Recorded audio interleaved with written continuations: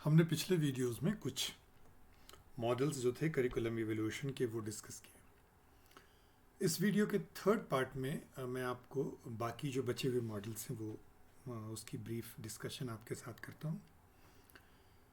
अगला जो मॉडल है वो है आइजनर का कनोजियरशिप मॉडल, जिसको क्रिटिसिज्म मॉडल भी कहते हैं। कनोजियर जो शब्द है वो आर्ट से आया है, परफॉर्मिंग आर्ट और विजुअल आर्ट दोनों में। जो किसी भी कला के पारखी होते हैं, जो शौकीन होते हैं, रसिक होते हैं, उनको कनोजियर कहते हैं।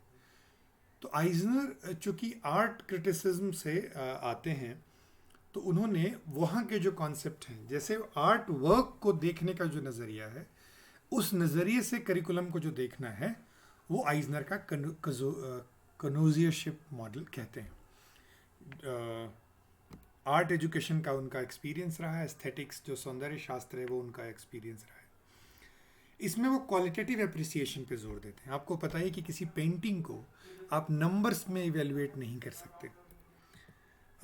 उनके दो की कॉन्सेप्ट हैं, एक है कनोजियरशिप और दूसरा है क्रिटिसिज्म। कनोजियरशिप का मतलब है कि ये आर्ट ऑफ एप्रिसिएशन है, जो भी इम्पोर्टेंट है वो हमको दिख रहा है कि नहीं, जो अच्छा है वो हमको दिख रहा है कि नहीं।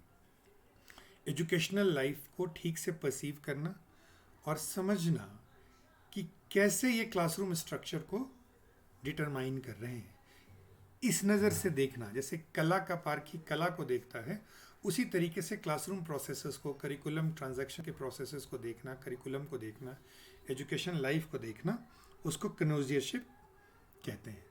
क्रिटिसिज्म जो है वो क्या है? It is an art of disclosing quality of an entity that connoisseurship perceives. अब वो कनोजियर देखता है उसमें क्या चीज़ें अच्छी हैं, क्या इंप्रूव की जानी चाहिए, वो जो दृष्टि है उसी को हम क्रिटिसिज्म कहते हैं।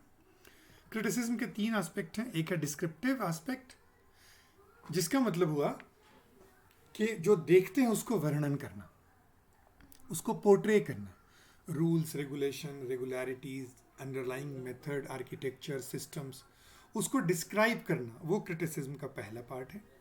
इंटरप्रेटिव, जो डिस्क्राइब किया उसको इंटरप्रेट करना, सोशल साइंसेस के आइडियाज़ को लेना और उसको इंटरप्रेट करना, उसकी मीनिंग को निकालना, अल्टरनेटिव एक्सप्लेनेशन को निकालना और सोशल फिनोमेना को उससे निकाल करके, अलग करके समझना।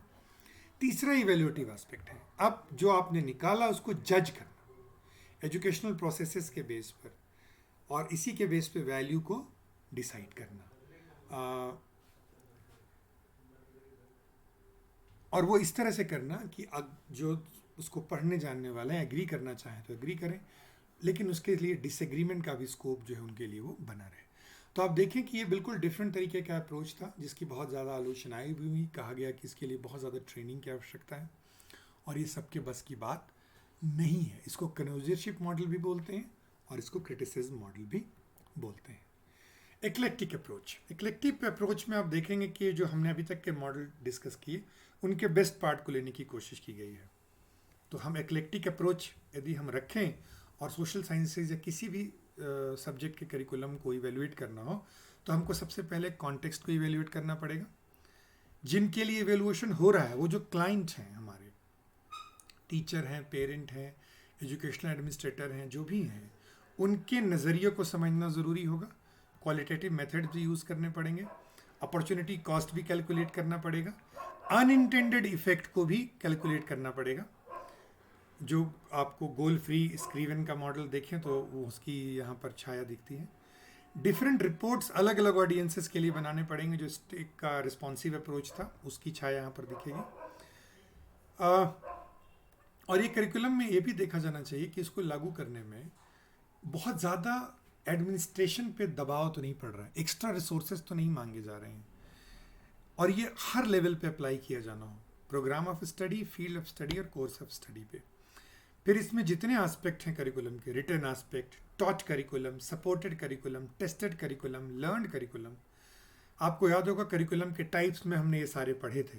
तो जब करिकुलम की हम बात करते हैं तो जो लिखित करिकुलम है वही नहीं देखना है, रिटन करिकुलम ही नहीं देखना है, जो पढ़ाया जा रहा है, क्योंकि कई बार उसमें डिस्कनेक्ट होता है। फिर जो सपोर्ट किया जा रहा है, जिसकी जाँच की जा रही है, और जो बच्चे एक्चुअली सीख रहे हैं, इन सब का एक कॉम्प्रहेंसिव इवेल्युएशन किया जाना चाहिए। और जो मेरिट और वर्थ, वो हमने शुरू में लिंकन एंड ग्यूबा का डेफिनेशन आपको याद होगा, हमने पहले वीडियो में डिस्कस किया था कि करिकुलम का इंट्रिंसिक वैल्यू, अपने आप में करिकुलम कितना बढ़िया से स्ट्रक्चर्ड है, कंटेंट कितना अच्छा है, इवोल्यूशन सिस्टम कितना बढ़िया, और वर्थ, जिस उद्देश्य से वो लागू किया गया था उस कॉन्टेक्स्ट के लिए, उस टारगेट ग्रुप के लिए वो कितना वैल्यूएबल है, तो दोनों डिटरमाइन किया जाना चाहिए।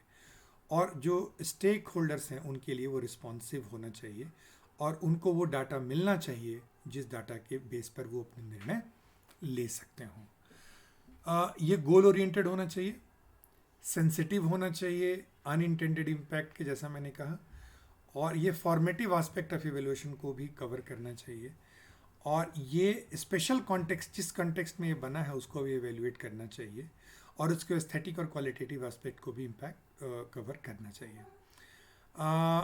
ये हम ऑलरेडी डिस्कस कर चुके हैं। आखिरी जो स्लाइड है वो कॉम्प्रिहेंसिव है। अभी तक मैंने आपको बहुत सारे मॉडल्स डिस्कस किए हैं।